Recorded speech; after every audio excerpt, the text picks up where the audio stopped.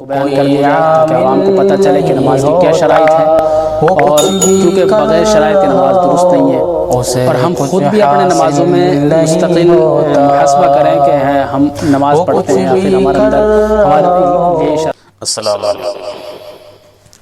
قرآن کریم کی تلاوت آج ہم آپ حضرات کو پڑھ کر سنائیں گے۔ قرآن کس انداز سے پڑھنا چاہیے، کس طریقے سے پڑھنا چاہیے،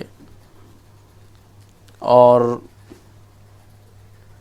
غنہ، اظہار، ان تمام چیزوں کا خیال، خاص طور سے قواعد کا خیال رکھنا چاہیے۔ اعوذ باللہ من الشیطان الرجیم،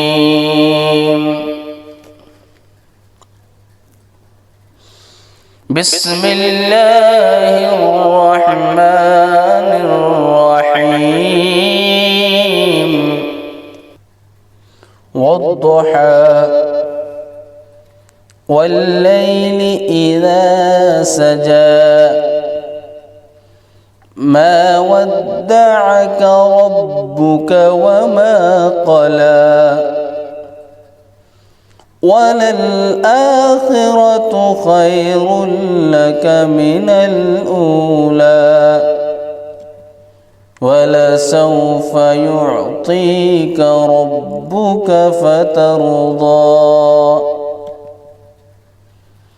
ألم يجدك يتيما فآوى، ووجدك ضالا فهدى، ووجدك عائلا فأغنى، فأما اليتيم فلا تقهر، وأما السائل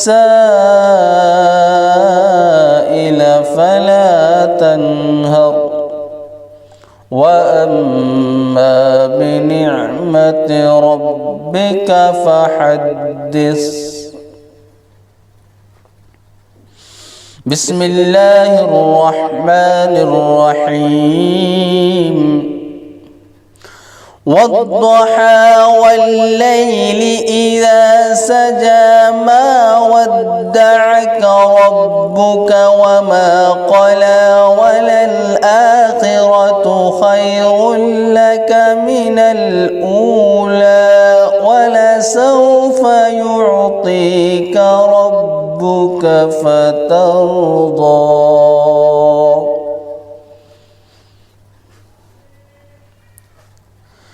ألم يجدك يتيما فآوى، ووجدك ضالا فهدى، ووجدك عائلا فأغنى، فأما اليتيم فلا تقهر، وأما السائل فلا تنهر، وأما بنعمة ربك فحدث۔ صدق اللہ العظیم۔ قرآن پڑھنے کا مزہ ہی الگ ہوتا ہے۔ اللہ تعالیٰ اس دولت سے کسی کو محروم نہ رکھے۔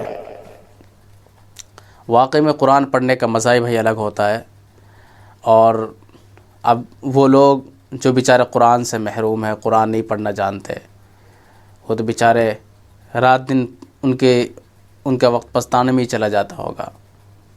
صبح صبح جب قرآن کی تلاوت ہم اپنی زبان سے کرتے ہیں کہ کتنا مزہ آتا ہے۔ ان سے پوچھو جن کے پاس قرآن کی دولت ہے، بھائی وہ تو مال ہیں جن کے پاس قرآن کی دولت ہے، اور وہ لوگ جن کے پاس قرآن کی دولت ہی نہیں ہے، وہ صبح بہت سے بیچارے کوشش کرتے ہیں پڑھنے کی، لیکن پڑھا نہیں جاتا کیونکہ انہوں نے کبھی پڑھا نہیں ہے قرآن۔ اس لیے اگر آپ بھی قرآن پڑھنا چاہتے ہیں تو ہمارا ایک چینل ہے دوسرا، علم کی تختی، آپ اس پر جا سکتے ہیں. اس پر ہم نے نورانی قاعدہ کا مستقل پارٹ کے اعتبار سے سبق دے رکھا ہے، پورے اسباق دے رکھے ہیں.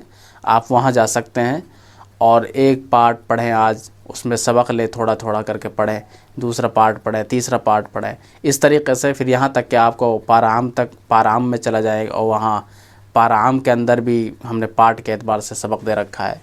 آپ مستقل وہاں قرآن سیکھ سکتے ہیں. واقعی میں یہ چاہتا ہوں کہ ہمارے بہت سے بھائی قرآن کی دولت سے محروم ہیں، قرآن نہیں پڑھنا جانتے، اس لیے ہم نے یہ بیڑا اٹھایا ہے. بس آپ کی دعائیں ہیں. اللہ تعالیٰ نے ہمارے لیے ایک اچھا آپشن چنا ہے، تو پھر ہم نے یہ کام شروع کر دیا کہ کم سے کم زیادہ نہیں تو تھوڑا تو کچھ نہ کچھ سیکھیں گے لوگ.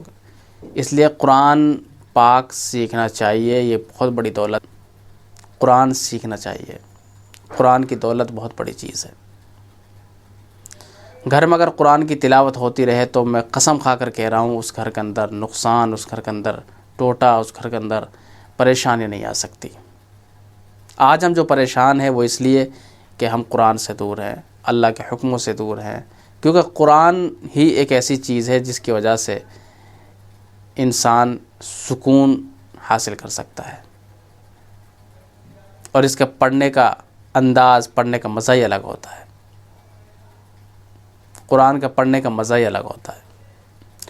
بہرحال میں آپ سے بس یہی چھوٹی سی اپیل کر رہا ہوں کہ آپ قرآن اگر سیکھنا چاہتے ہیں تو آپ علم کی تختی پر جا سکتے ہیں. وہاں پر ہم نے کچھ مسائل بھی دے رکھے ہیں، موٹے موٹے مسائل، جس نماز کے، اور اسی طریقے سے نماز اشراق ہے، نماز چاشت ہے، یہ تمام ان کے پڑھنے کا طریقہ، ان کی فضیلت ہے، تمام چیزیں وہاں بیان کر رکھی ہے. آپ وہاں جا سکتے ہیں. آرام سے بے جھجک ہو کر سیکھیے. دیکھیے زندگی دوبارہ نہیں ملتی. جو زندگی ہے اس زندگی کو اچھی طریقے سے گزار لو. اس زندگی کے ایک ایک وقت کو، ایک ایک منٹ کو قیمتی بنا لو، پھر ہمارے وقت کی قدر ہوگی انشاءاللہ. جزاک اللہ. السلام علیکم ورحمۃ اللہ وبرکاتہ. بیان کر دیا تاکہ عوام کو پتہ چلے کہ نماز کی کیا شرائط ہیں، اور کیونکہ بغیر شرائط کے نماز درست نہیں ہے. اور ہم خود بھی اپنے نمازوں میں مستقل محاسبہ کریں کہ ہم نماز پڑھتے ہیں، پھر ہمارے اندر ہمارے لیے